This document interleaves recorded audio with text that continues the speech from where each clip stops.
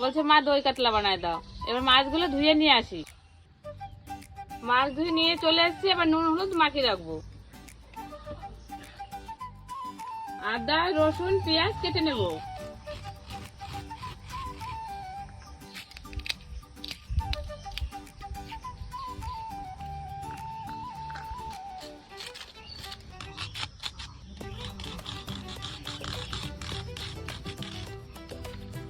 এবার আদা রসুন একসঙ্গে বেটে নেব।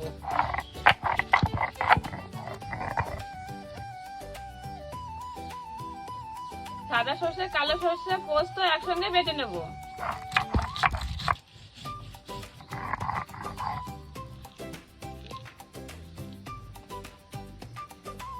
জিরে ধনে শুকনো লঙ্কা কাঁচা লঙ্কা একসঙ্গে বেটে নেব।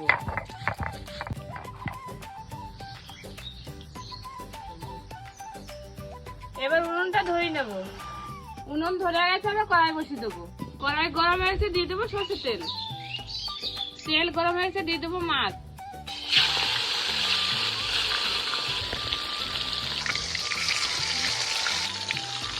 মাছ ভাজা হয়ে গেছে, এবার তুলে নেব।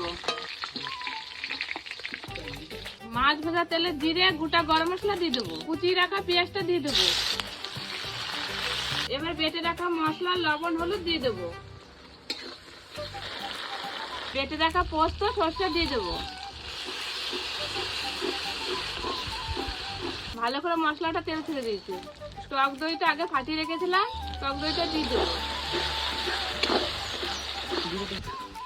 সামান্য একটু চেড়ে দিয়ে দেবো। দিয়ে দেবো জল।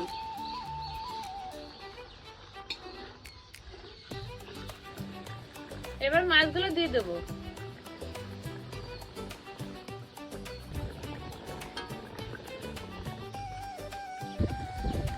দই কাতলা হয়ে গেছে, এবার নামিয়ে নেব।